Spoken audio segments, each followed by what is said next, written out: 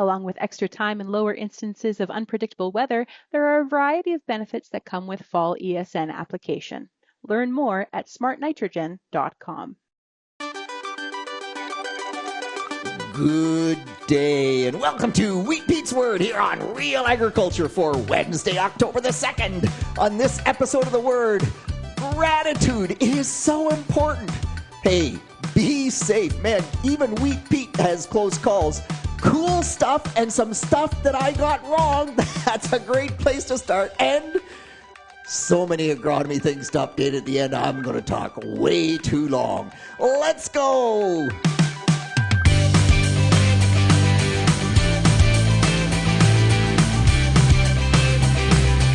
Yes, gratitude. Mark Gasparotto, Colonel Mark Gasparotto, retired from the Canadian military, going to be one of the feature speakers at the Southwest Ag Conference this January. And he sends out emails, I don't know, monthly emails, whatever. This particular email talked about gratitude. And what's really amazing about gratitude is not only does the person that receives the gratitude feel good about it, but the person giving the gratitude also feels better. Their mental health is better. Their resiliency is better. They sleep better, for crying out loud. And it only works if the gratitude is real. But yes, showing gratitude is so incredibly important. So let me start with, to everyone listening to Wheat Pete's Word, thank you so much for being part of the Wheat Pete's Word community. I sincerely love that people listen. I love even more when they send feedback. I really do appreciate that. That's how we have impact in this world, and that's what I am intending to do. So thank you for that. Thank you for being part of the Real Ag community as well. Could not do Wheat Pete's Word without Real Agriculture.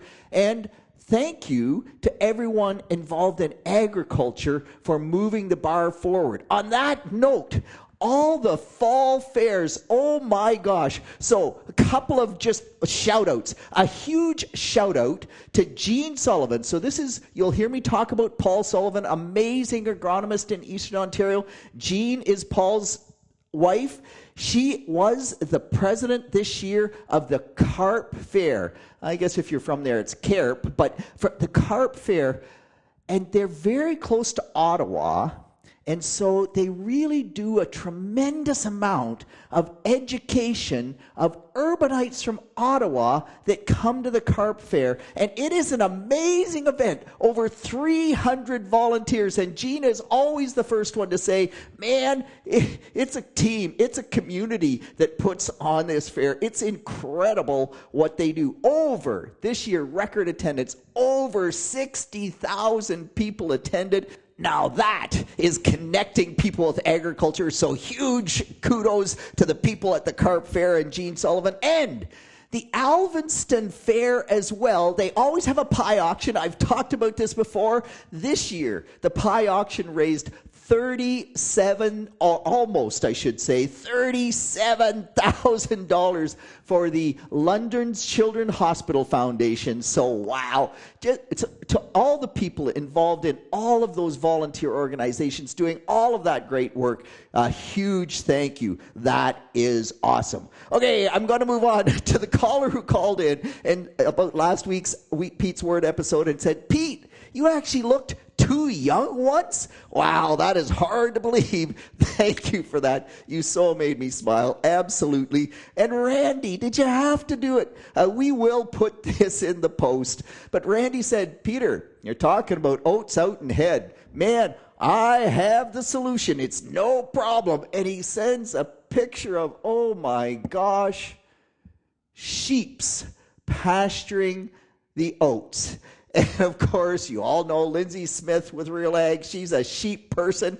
Randy, you made Lindsay's day, I'm quite sure. And yes, livestock, eating those oats that go out into head, that absolutely is a good way to deal with the residue. So I like that solution. All right, I need to move on. Please, please, please be safe.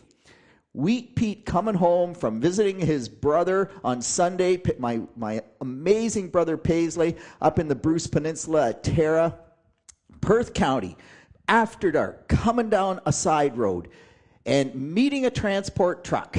If you know Perth County side roads, man, they are narrow. There is like 1 foot of gravel on each side of the pavement.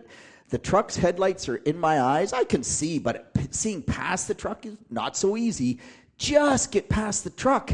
There's a crossroads, and a tractor with 2 wagons is crossing the road. Clearly, the tractor driver missed seeing our vehicle. He waited till the transport truck went past, and he went.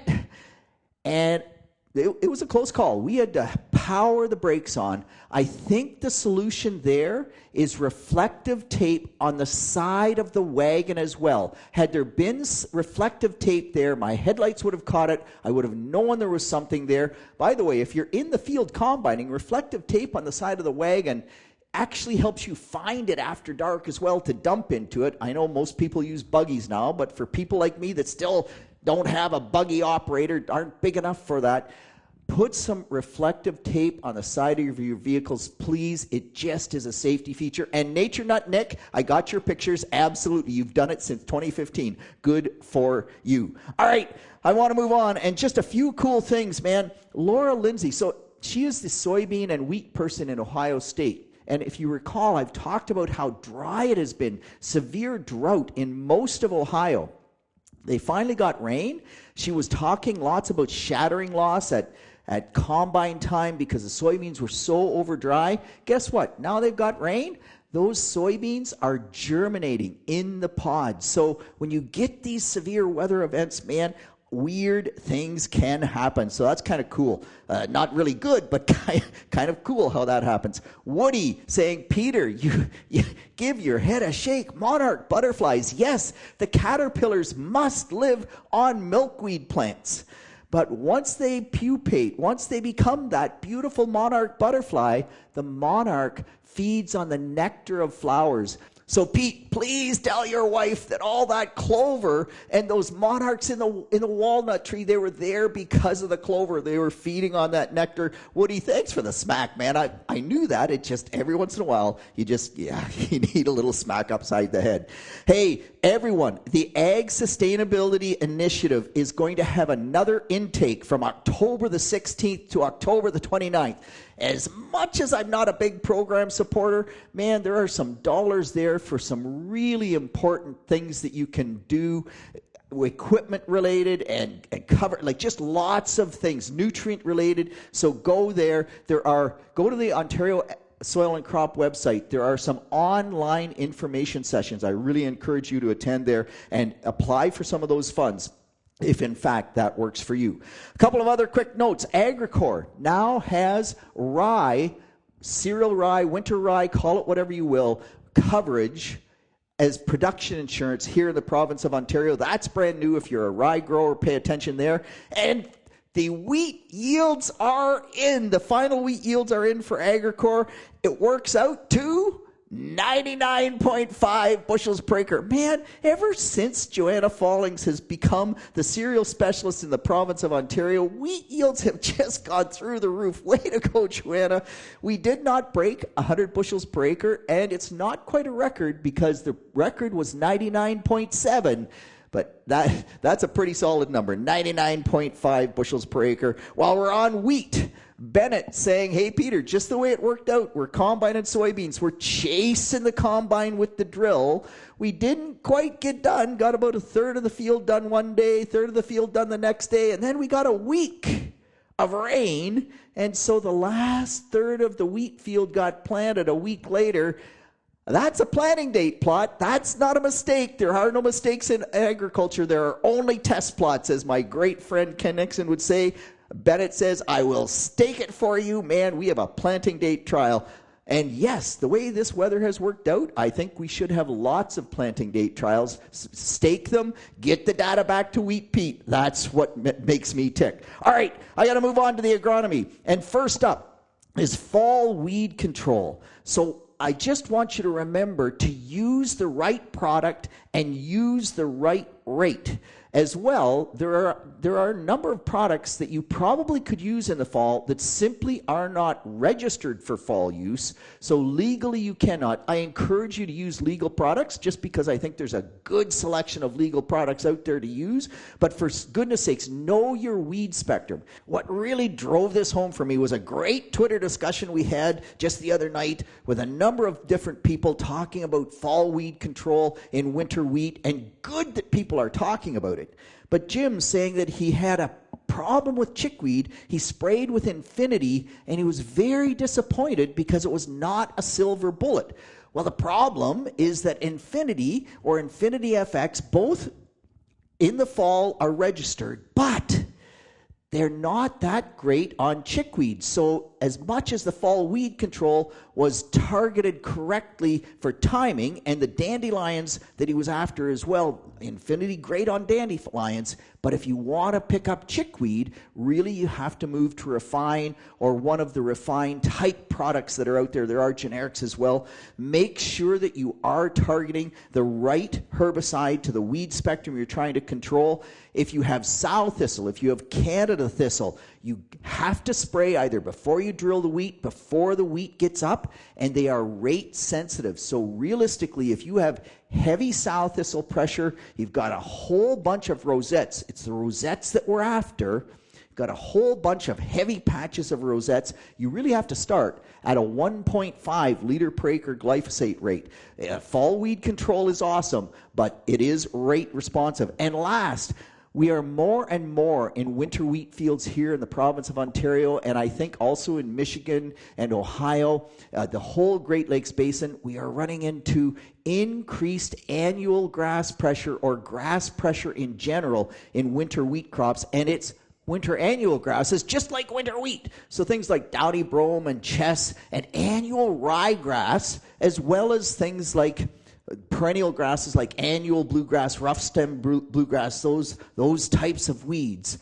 But fall weed control is so much better in this situation. It's just like fleabane. It might not look like you get better control when you spray in the fall because you might see a few escapes next spring, but the yield impact will be so much less if you control it in the fall. And we can now. Both Simplicity and Varro are registered in the fall for annual grass or grass control, not just annual. If you have annual ryegrass, we've struggled to get on top of that one. Both of those are excellent control on annual ryegrass and on a bunch of those other fall annual grasses that we do run into. So pick the product based on your weed species, get that fall weed control done. All right, I want to move on. I got to talk about slugs. And so yes, slugs, man, it has been a slug year.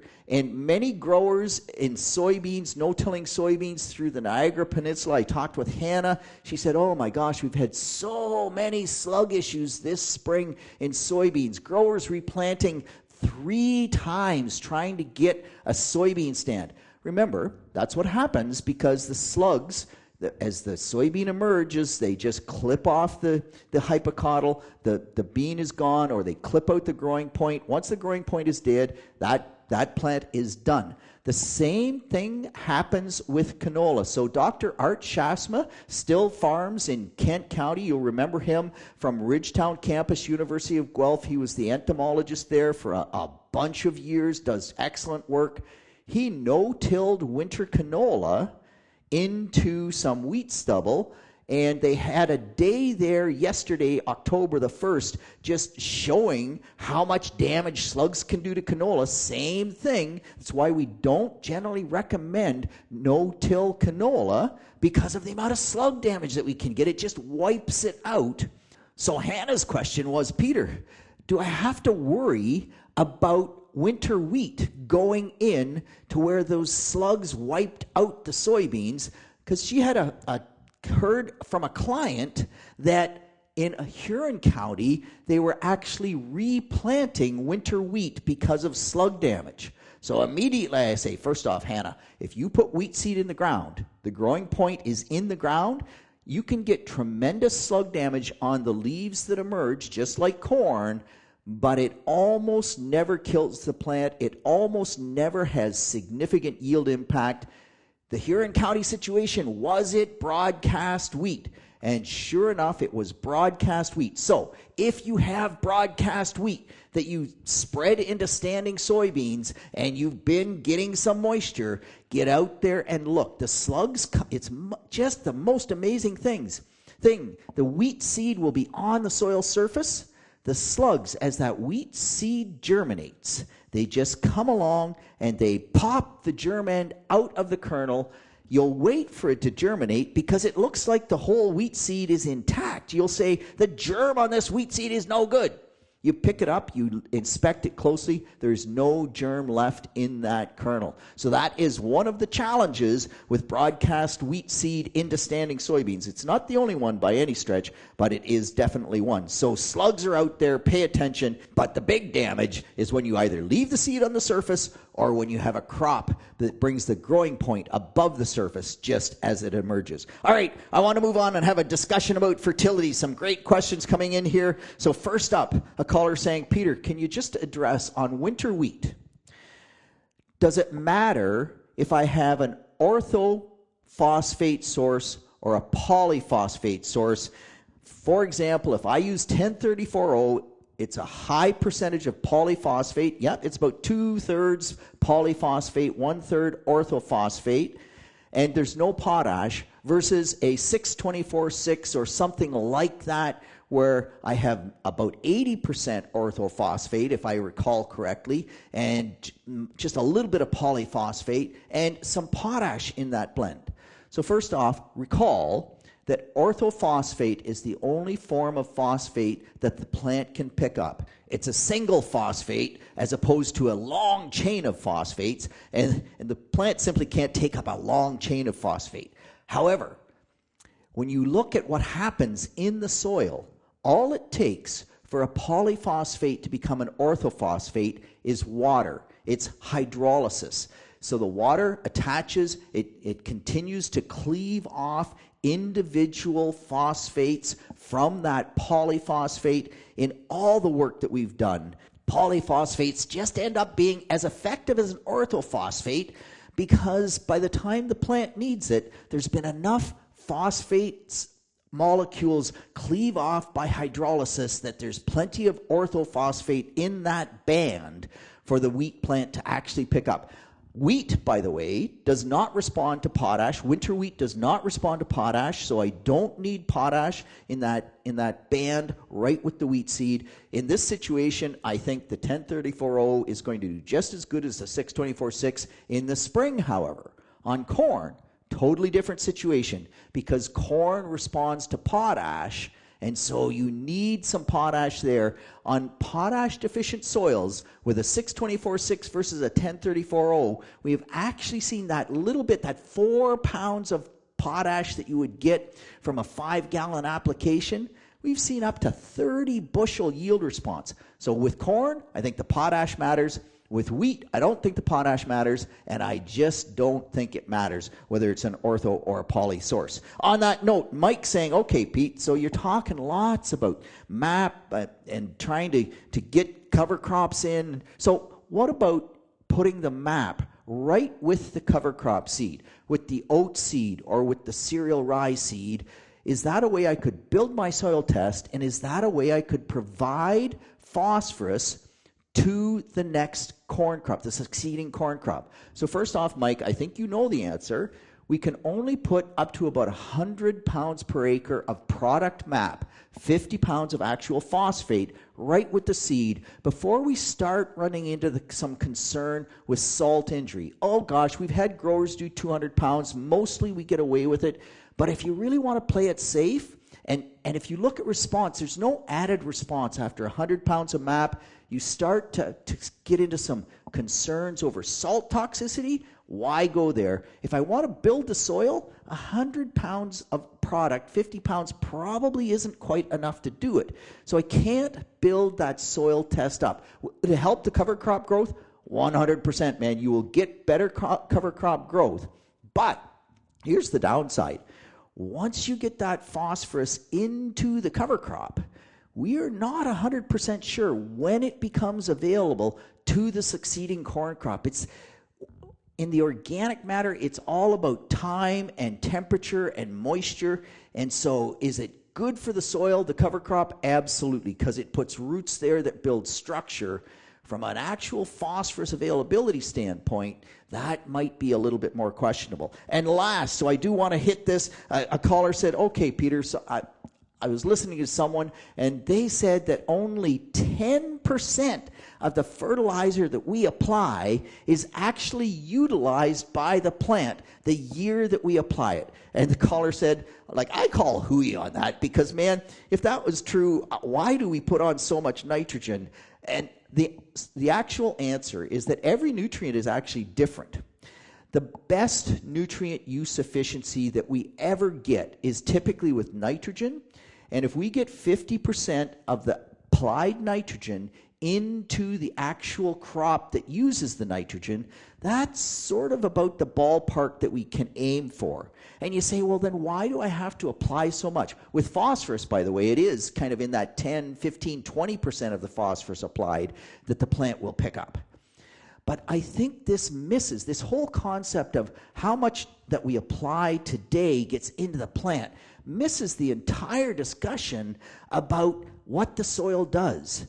So the other nitrogen we apply, the other phosphorus that we apply, it gets either tied up in the microbial biomass, which is making organic matter in the soil, making the soil healthier, and releases at a later date, or in the case of phosphorus, it gets tied up with the calcium or the iron, and again, it can release slowly over time. So this comes back to this whole concept of a healthy soil with lots of organic matter and lots of residue so that we cycle nitrogen, and also with good base fertility so that that base fertility can release over time and it will actually give you higher yields. Remember that medium base fertility for phosphorus and potash adds around 10 bushels of wheat yield, 13 bushels of corn yield, 5 bushels of soybean yield. So this concept of only talking about what the plant actually takes up in the year of application is totally wrong, totally off base in my opinion. And as much as it could be true on phosphorus, it might be as low as 10%. That number really does not matter. Hey, Pete, last but not least, you asked about bunt. Pete uses untreated wheat seed in his soybean residue, in his grassed waterways or in his water runs to prevent erosion. He grows 2 years of soybeans. Oh, Pete, don't grow 2 years of soybeans. But anyway, and then the second year, he plants treated winter wheat seed. He said, what about bunt? In your part of the world, Pete, it's only common bunt. Common bunt is on the seed. So as long as you use well-treated seed, it will control the common bunt.